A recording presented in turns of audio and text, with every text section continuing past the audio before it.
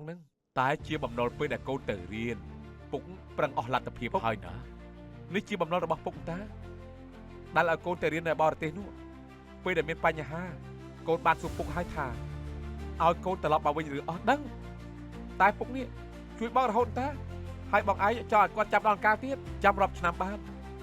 ចាំបន្តិចទៀតទៅវិធីបើដឹងថាទៅរៀនវាអំពុលទុកដល់ថ្នាក់ហ្នឹងខ្ញុំមិនទៅរៀននៅបរទេសទេឥឡូវនេះទឹកដោះច្មោះទៅហើយណាតែបងធន់ពុកធ្វើល្អបំផុតហើយប៉ុន្តែជីវិតរបស់កូនពុកសំខាន់ជាងអ្វីៗទាំងអស់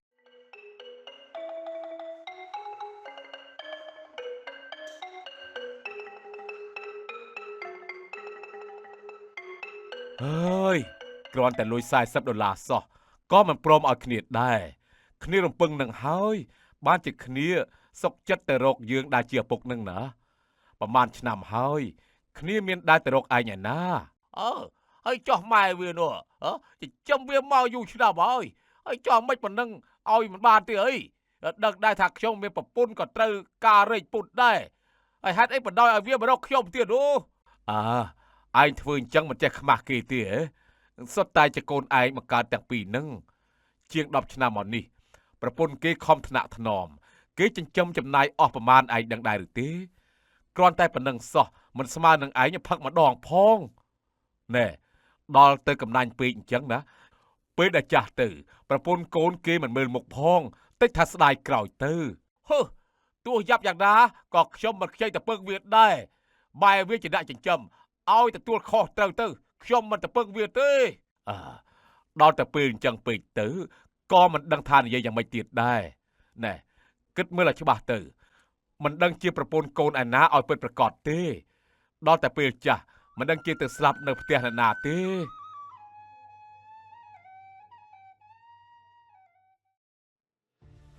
មេអូនណាភ្ញាក់ឡើង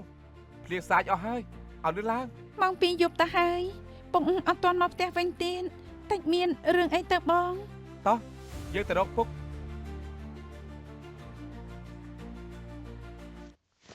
អើយពុក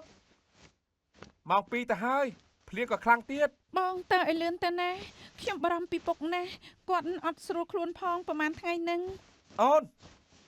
ណាហ្នឹងដូចជាពុកហ៎ពុកពងខ្ញុំខ្លាចបាត់ពងតោះពុកទៅផ្លាស់កៅអៅសិនទៅប្រយ័ត្នផ្ដាសាយតោះកូន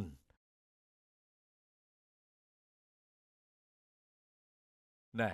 ពួកឯងមិនទាន់ហូបបាយទេហ៎បាទពុកកូននៅចាំពុកនឹងណាណែចាំពុកធ្វើស្អីពុកធ្វើការដល់ទៅពីកន្លែងឯណោះថ្ងៃក្រោយកូនញ៉ាំមុនទៅហើយចុះហេតុអីពុកមិនប្រាប់កូនឥឡូវដឹងហើយតាណែឈប់បារម្ភពីពុកទៀតទៅក្រោយញ៉ាំបាយមុនពុកទៅប្រយ័ត្នខូចកាពះណាហើយម្យ៉ាងវិញទៀតឆាប់ចូលគេងកុំនៅយប់ជ្រៅពេកប្រយ័ត្នព្រឹកស្អែកងើបទៅរៀនមិនទាន់ណាកូនបាទពុកពងមិនបានជាពូហេងអត់ត្រូវពងប្រហែលមកពីភ្លៀងខ្លាំងពេកហើយបានជាមិនឃើញគេទៅយកពុកហើយពុករកម៉ូតូដប់មួយគ្មានសោះពុកពិសាបាយសិនទៅតោះញ៉ាំបាយទៅកូនតើយើងមានតែម្ហូបប៉ុណ្ណឹងទេឯកូនលុយយើងទិញបានតែប៉ុណ្្នឹងទេពងទ្រាំសិនទៅកូនតម្រាំតែបងឯងគេត្រឡប់មកវិញយើងលែងពិបាកទៀតហើយ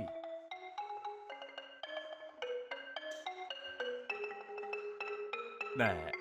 មករាកូនតើកូនសុខសប្បាយទេកូនបាទពុកសុខសប្បាយធម្មតាទេពុកមើលទៅកូនដូចជារវល់ណាស់ហ៎បាទរវល់ណាស់ពុករវល់សឹងតែរកពេលហូបបាយមិនបានផងហើយចុះពុកវិញពុកមិនសូវសុខសប្បាយទេពីព្រោះថាបំណុលច្រើនពេកកូនតុលាគេនិយាយត្រូវហើយពុកមកនេះចង់ពិភាក្សាជាមួយកូន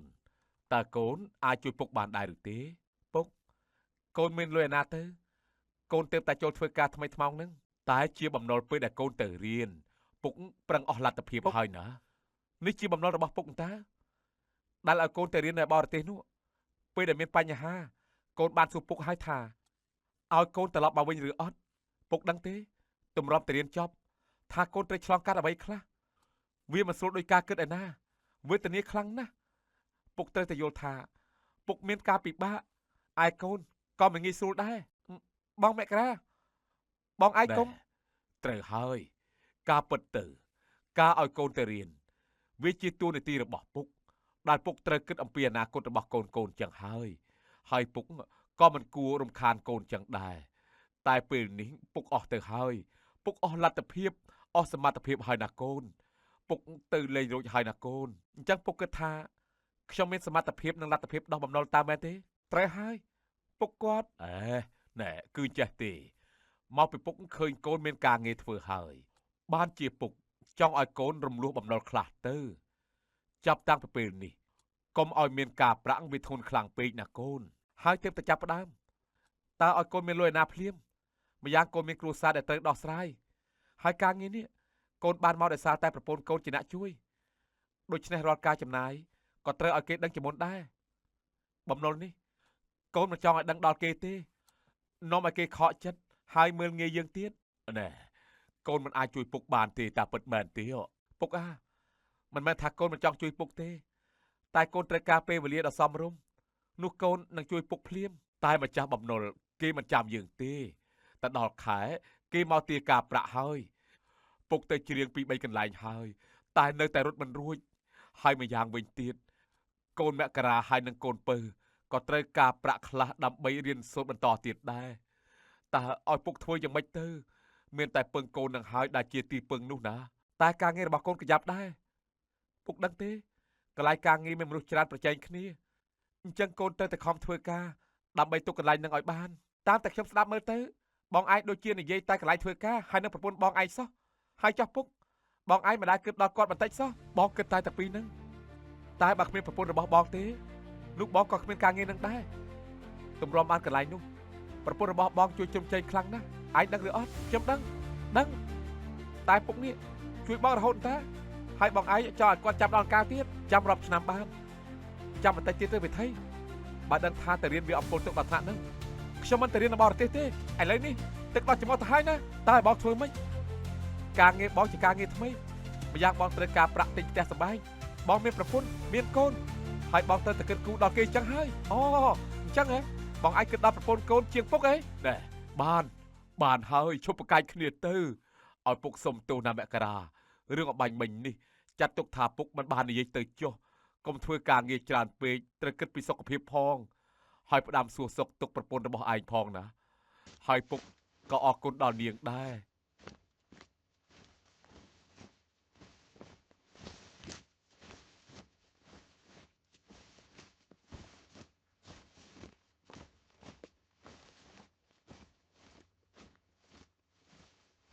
ពុកខ្ញុំគិតថាពុកគួរតែល្មមឈប់ច្រៀងទៅពុកច្រៀងយូរណាស់ហើយណាមួយពុកក៏ចាស់ហើយដែរឈប់មិនបានទេកូនព្រោះវាជាមុខរបរយូរយារណាស់មកហើយដោយសារតែមុខរបរនេះទើបពុកចិញ្ចឹមគ្រួសាររស់រៀនមកដល់សប្តាហ៍ថ្ងៃនេះខ្ញុំគិតថាបើពុកឈប់ច្រៀងខ្ញុំនឹងជួយពុកជាប្រចាំខែវិញនាំតែពិបាកទេកូនពុកត្រូវការលុយច្រើនណាស់បងប្អូនឯងក៏ត្រូវការលុយជាចាំបាច់ដែរដើម្បីរៀនដើម្បីរស់តែខ្ញុំខ្មាស់គេណាស់នៅពេលដែលគេនិយាយថាពុកចាស់ហើយនៅតែច្រៀងទៀតតែពុកអត់ខ្មាស់នរណាទាំងអស់ព្រោះដោយសារតែកម្លាំងរបស់ពុកមិនឆក់ប្លន់គេប្រវាញ់អ្នកណាទេព្រោះជារបស់សុចរិតខ្ញុំដឹងតែខ្ញុំក៏មិនពេញចិត្តដែរតែពុកពេញចិត្តព្រោះវាជាសមត្ថភាពរបស់ពុកដោយសារតែវាគឺបានធ្វើឲ្យពុកចិញ្ចឹមកូនបានរៀនរហូតដល់មហាវិទ្យាល័យឯកូនច្បងរបស់ពុកបានតែរៀនបណ្ឌិតនៅឯបរទេសពុកដឹងគុណរបស់នេះរហូតដល់សប្តាហ៍ថ្ងៃនេះបើអញ្ចឹងស្រេចតែពុកចុះ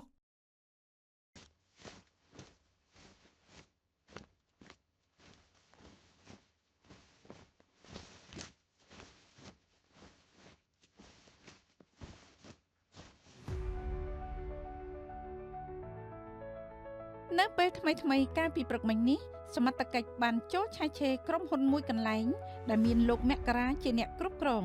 កំពុងតែនាំចូលនៅទំនិញកិច្ចពន្ធជាច្រើនមុខ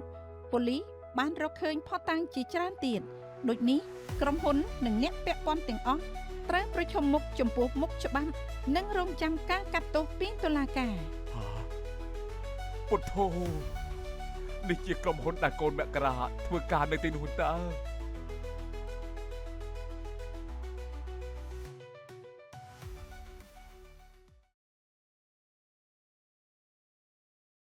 កូនតុលាពុក ពុកវិលមុខណាស់កូនពុកពុកខ្ញុំនៅចិត្តពុកហើយណាពុកកូនតុលាពុកចង់ឃើញកូនទទួលសញ្ញាបត្រជាវិជ្ជបណ្ឌិតខ្លាំងណាស់ណាកូនអឺខែក្រោយនេះហើយពុកដឹងទេកូនទទួលបាននិទេសល្អទៀតណាអើស្រីពៅ ចាស់ពង ពុកសប្បាយចិត្តណាស់កូនដឹងទេពេលខ្លះពុកចេះតែសួរខ្លួនឯងថាពុកខុសឬក៏ត្រូវដែលជាអ្នកជំនាញកំពេចកំពុកម្នាក់ដើម្បីឲ្យកូនទៅរៀនមហាវិទ្យាល័យពុកកុំខំនិយាយពេកណាពុកហើយឲ្យកូនទៅរៀននៅបរទេសទៀតគិតទៅក្តីសុបិនរបស់ពុកពិតជាខ្ពស់ណាស់មែនទេកូនដល់ពេលនេះ ពុកសប្បាយចិត្តណាស់ព្រោះពុកគិតថាពុកបានធ្វើអ្វីដែលល្អត្រឹមត្រូវបំផុតហើយ ពងពុកកុំខំនិយាយពេកពុកហត់ហើយពង អើកុំខាត់ពុកអីគឺពុកចង់និយាយឲ្យអស់នៅអ្វីដែលពុកបានលាក់នៅក្នុងចិត្តរបស់ពុកព្រោះពុកខ្លាចគ្មានឱកាសនឹងនិយាយទៀតណាកូន ពុកកុំខំនិយាយពេកអីណាពុកពុកមានរបស់មួយទុកឲ្យកូនទាំង3មិនដឹងថាកូនមករាគេមករកពុកដែរឬក៏អត់ទេតាមពិតដី3ប្លង់នោះពុកមិនទាន់លក់ទេហ៎ពុកកូនមករាកូនពិតជាមករកពុកមែនកូន កូនសុំទោសគ្រប់យ៉ាងកូនមិនមែនជាកូនល្អកូនធ្វើឲ្យពុកអស់សង្ឃឹម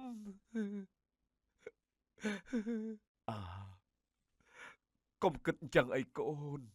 តាមពិតពុកមិនដែលខឹងនឹងកូនម្ដងណាឡើយព្រោះពុកគិតថាទោះជាយ៉ាងណាកូននៅតែជាកូនរបស់ពុកដដែលណាកូន អត់អីកូនគិតថាពុកជាអ្នកភ្លេងអ្នកចម្រៀងថោកទាបគួរឲ្យសក់ពើមទៅវិញកូនជាកូនអកតញ្ញូតាមពិតពុកជាពុកដ៏ល្អជាឪពុកដ៏ក្លាហានហ៊ានពលីកម្មគ្រប់យ៉ាងដើម្បីកូនកូនខុសធ្ងន់ណាស់ពុកអើយកូនមិនសមជាកូនរបស់ពុកទេ ពុកមិនដែលខឹងនឹងកូនម្ដងណាឡើយកូនមករា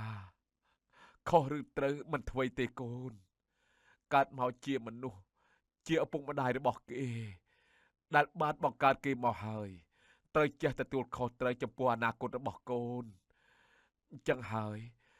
បានជាពុកគិតថាពុកបានធ្វើអ្វីអស់ពីសមត្ថភាពរបស់ពុកហើយពុកធ្វើល្អបំផុតហើយប៉ុន្តែជីវិតរបស់កូនពុកសំខាន់ជាងអ្វីៗទាំងអស់ មែនហើយពុកជាឪពុកផងជាម្ដាយផងពេលយប់ពុកខំរកលុយចិញ្ចឹមកូនឲ្យរៀនសូត្រពេលថ្ងៃពុកធ្វើជាមេផ្ទះពុកមិនហ៊ានយកប្រពន្ធទៀតទេខ្លាចគេធ្វើបាបពួកកូនតើឲ្យកូនទៅរកឪពុកនៅណាដែលល្អជាងពុកបានទៀតទៅជីវិតរបស់ពុកមិនសំខាន់ដូចអនាគតរបស់ពួកកូនទេរស់នៅរាល់ថ្ងៃត្រូវចេះស្រឡាញ់គ្នាអត់ឱនឲ្យគ្នាជួយគ្នាទៅវិញទៅមកណាកូនមករាតុលាពុកផ្ដាំណាធ្វើជាប្រុសពេញលក្ខណៈកូនត្រូវធ្វើអ្វីគិតពីគ្រួសារកូនហើយនឹងប្រពន្ធណាកូនកុំឲ្យគេដៀលថាជាប្រុសមិនកើតកូនសន្យាកូននឹងយកគំរូតាមពុកសូមពុកកុំនិយាយទៀតអី ពុកសប្បាយចិត្តណាស់គ្មានអ្វីសប្បាយជាងនេះទៀតទេពេលកូនគិតមកត្រូវវិញពុកបិទភ្នែកចិត្តហើយ ពុកពុកពុកពុកពុកពុកពុក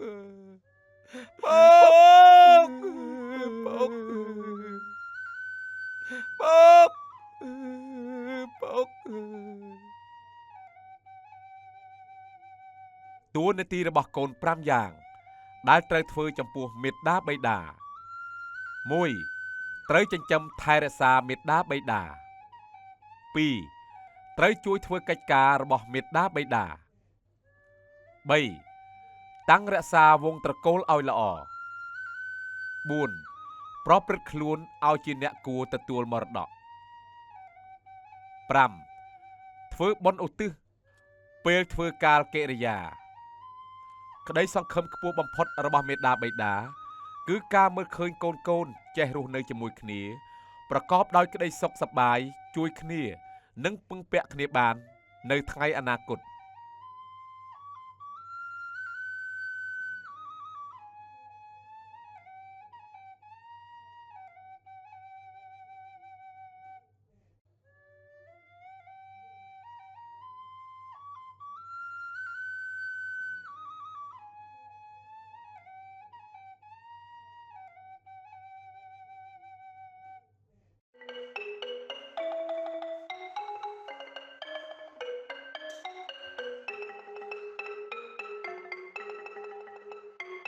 អើយគ្រាន់តែលុយ$40សោះក៏មិនព្រមឲ្យគ្នាដែរគ្នារំពឹងនឹងហើយបានជាគ្នាសុកចិត្តទៅរកយើងដែលជាឪពុកនឹងណាប្រហែលឆ្នាំហើយគ្នាមានដែរទៅរកឯងឯណាហើយចោះម៉ែវានោះចិញ្ចឹមវាមកយូរឆ្នាំហើយចោះមិនប៉ុណ្ណឹងឲ្យមិនបានទេអីដឹងដែរថាខ្ញុំមានប្រពន្ធក៏ត្រូវការរែកពុតដែរហើយហេតុអីបណ្ដោយឲ្យវាមករកខ្ញុំទៀតនោះឯងធ្វើអញ្ចឹងមិនចេះខ្មាស់គេទេហ៎សុទ្ធតែជាកូនឯងបង្កើតទាំងពីរនឹងជាង10ឆ្នាំមកនេះប្រពន្ធគេខំថ្នាក់ថ្នមគេចិញ្ចឹមចំណាយអស់ប្រមាណឯងដឹងដែរឬទេគ្រាន់តែប៉ុណ្្នឹងសោះមិនស្មើនឹងឯងផឹកម្ដងផងណែដល់ទៅកំណាញ់ពេកអញ្ចឹងណាពេលដែលចាស់ទៅប្រពន្ធកូនគេមិនមើលមុខផងតិចថាស្ដាយក្រោយទៅទោះយ៉ាប់យ៉ាងណាក៏ខ្ញុំមិនខ្ចីទៅពឹងវាដែរបែរវាជាអ្នកចិញ្ចឹមឲ្យទទួលខុសត្រូវទៅខ្ញុំមិនទៅពឹងវាទេដល់ទៅពេលអញ្ចឹងពេកទៅក៏មិនដឹងថានិយាយយ៉ាងម៉េចទៀតដែរណែគិតមើលឲ្យច្បាស់ទៅមិនដឹងជាប្រពន្ធកូនឯណាឲ្យពិតប្រាកដទេដល់តែពេលចាស់មិនដឹងជាទៅស្លាប់នៅផ្ទះណាទេ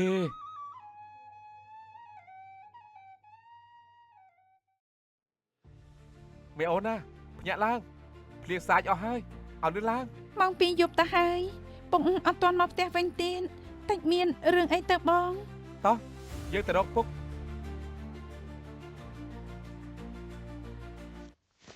អើយពុកម៉ោង 2ទៅហើយភ្លៀងក៏ខ្លាំងទៀតបងទៅឲ្យលឿនទៅណាខ្ញុំបារម្ភពីពុកណាគាត់អត់ស្រួលខ្លួនផងប្រហែលថ្ងៃហ្នឹងអូនណាហ្នឹងដូចជាពុកហ៎ពុកពងខ្ញុំខ្លាចបាត់ពងតោះពុកទៅផ្លាស់កៅអៅសិនទៅប្រយ័ត្នផ្ដាសាយតោះកូន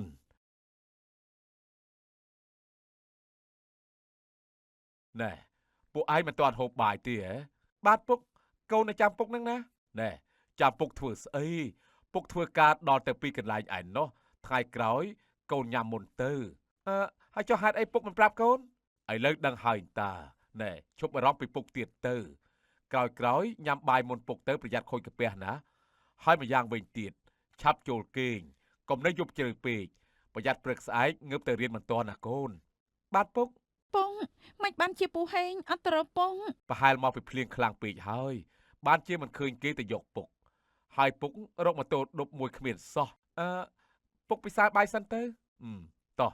ញ៉ាំបាយទៅកូនតើយើងមានតែម្ហូបប៉ុណ្ណឹងទេឯកូនលុយយើងទិញបានតែប៉ុណ្្នឹងទេពងទ្រាំសិនទៅកូនតម្រាំតែបងឯងគេត្រឡប់មកវិញយើងលែងពិបាកទៀតហើយ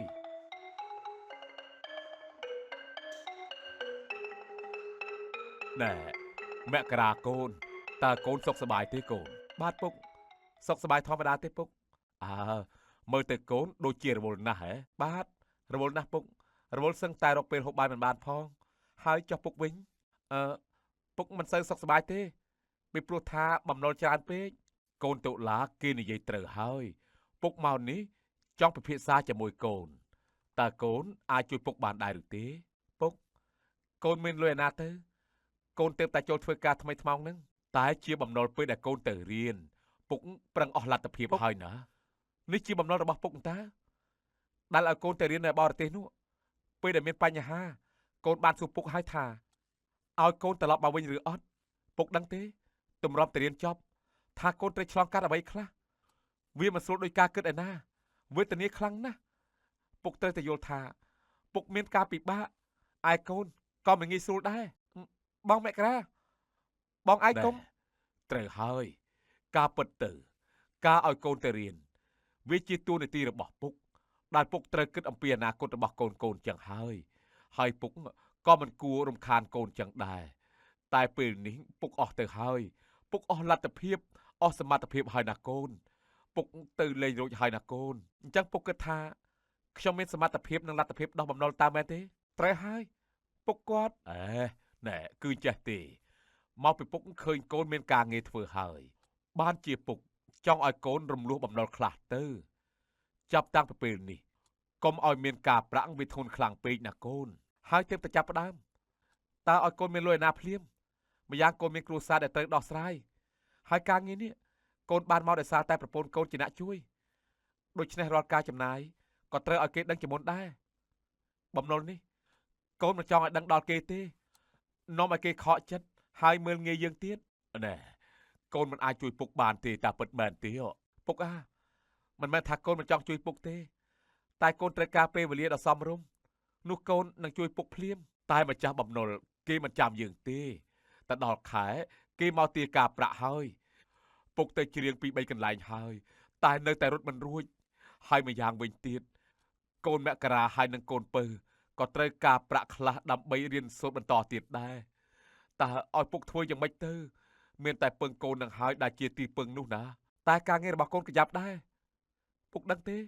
កន្លែងការងារមានមនុស្សច្រើនប្រជែងគ្នាអញ្ចឹងកូនទៅតែខំធ្វើការដើម្បីទុកកន្លែងនឹងឲ្យបានតាមតែខ្ញុំស្ដាប់មើលទៅបងឯងដូចជានិយាយតែកន្លែងធ្វើការហើយនឹងប្រពន្ធបងឯងសោះហើយចោះពុកបងឯងមិនដែលគិតដល់គាត់បន្តិចសោះបងគិតតែពីរហ្នឹងតែបើគ្មានប្រពន្ធរបស់បងទេនោះបងក៏គ្មានការងារនឹងដែរទម្រាំបានកន្លែងនោះប្រពន្ធរបស់បងជួយជុំជែងខ្លាំងណាស់ឯងដឹងឬអត់ខ្ញុំដឹងតែពុកនេះជួយបងរហូតតា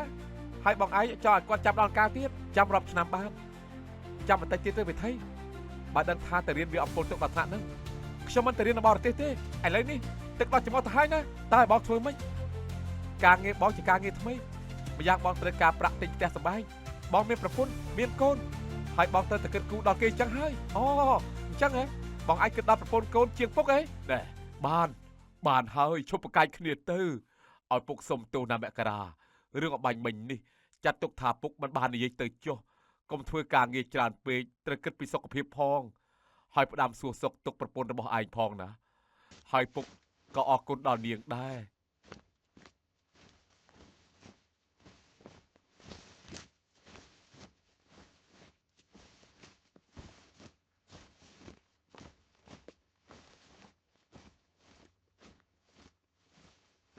ពុកខ្ញុំគិតថាពុកគួរតែល្មមឈប់ច្រៀងទៅពុកច្រៀងយូរណាស់ហើយណាមួយពុកក៏ចាស់ហើយដែរឈប់មិនបានទេកូន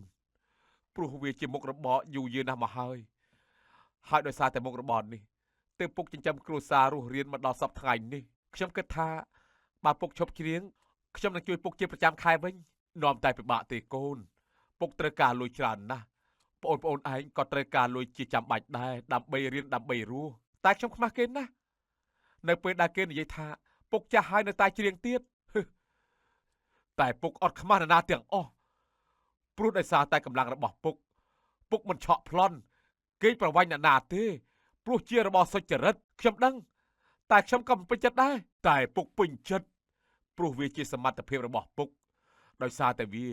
គឺបានធ្វើឲ្យពុកចិញ្ចឹមកូនបានរៀនរហូតដល់មហាវិទ្យាល័យ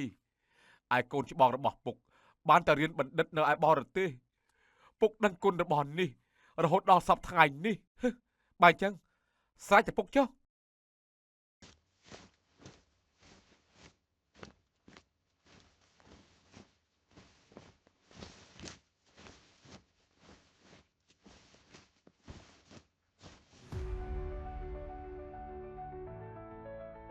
នៅពេលថ្មីកាលពីព្រឹកមិញនេះសមត្ថកិច្ចបានចូលឆែកឆេរក្រុមហ៊ុនមួយកន្លែងដែលមានលោកមករាជាអ្នកគ្រប់គ្រងកំពុងតែនាំចូលនៅទំនិញកិច្ចពន្ធជាច្រើនមុខប៉ូលីសបានរកឃើញភស្តុតាងជាច្រើនទៀតដូចនេះក្រុមហ៊ុននិងអ្នកពាក់ព័ន្ធទាំងអស់ ត្រូវប្រឈមមុខចំពោះមុខច្បាប់និងរងចាំការកាត់ទោសពីតុលាការ ពុទ្ធោនេះជាក្រុមហ៊ុនដែលកូនមករាធ្វើការនៅទីនោះតើ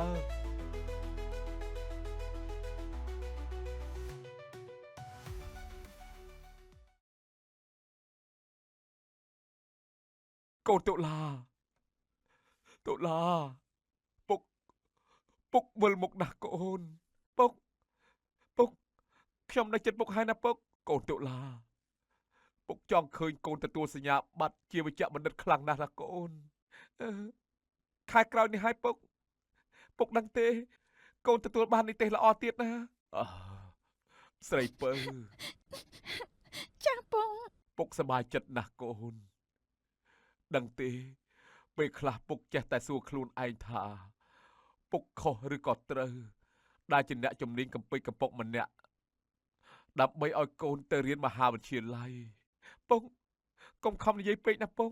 ហើយឲ្យកូនទៅរៀននៅបរទេសទៀតគិតទៅក្តីសុបិនរបស់ពុកពិតជាខ្ពស់ណាស់មែនទេកូនដល់ពេលនេះ ពុកសប្បាយចិត្តណាស់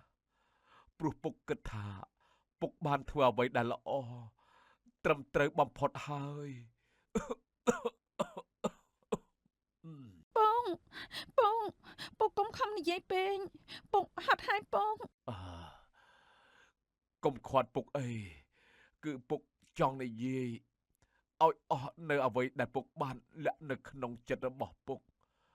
ព្រោះពុកខ្លាចគ្មានឱកាសនឹងនិយាយទៀតណាកូន ពុកកុំខំនិយាយពេកអីណាពុកពុកមានរបស់មួយទុកឲ្យកូនទាំង3មិនដឹងថាកូនមករាគេមករកពុកដែរឬក៏អត់ទេតាមពិតដី3ប្លង់នោះពុកមិនទាន់លក់ទេហ៎ពុកកូនមករាកូនពិតជាមករកពុកមែនកូន កូនសុំទោសគ្រប់យ៉ាងកូនមិនមែនជាកូនល្អកូនធ្វើឲ្យពុកអស់សង្ឃឹម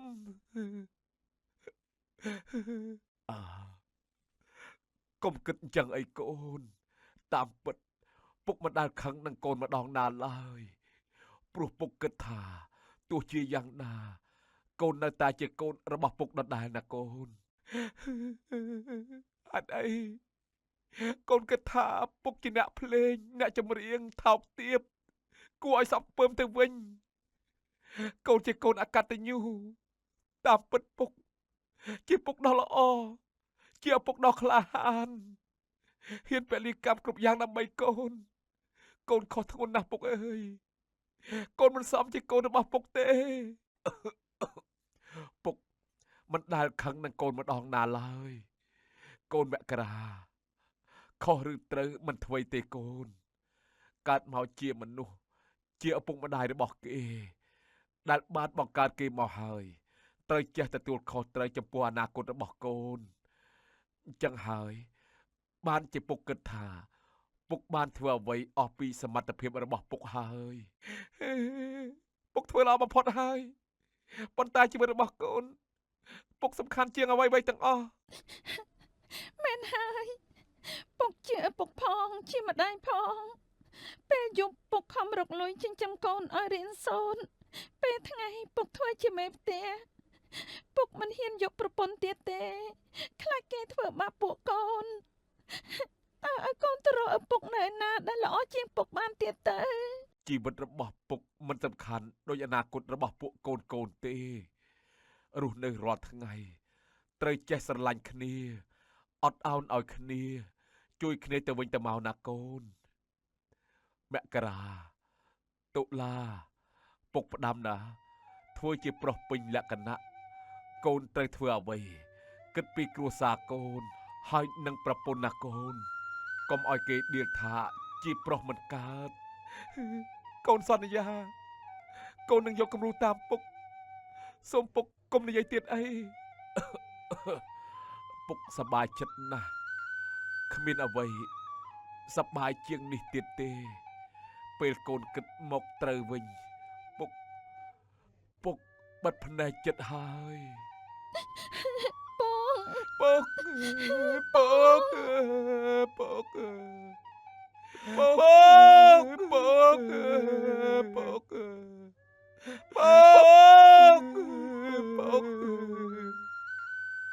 ពុកពុកតួនាទីរបស់កូន5យ៉ាងដែលត្រូវធ្វើចំពោះមេត្តាបិតា1ត្រូវចិញ្ចឹមថែរក្សាមេត្តាបិតា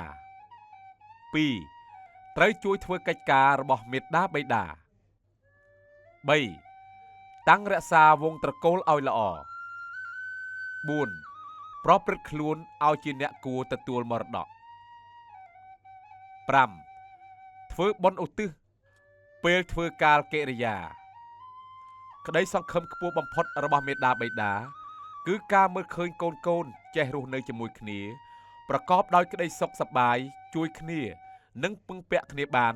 នៅថ្ងៃអនាគត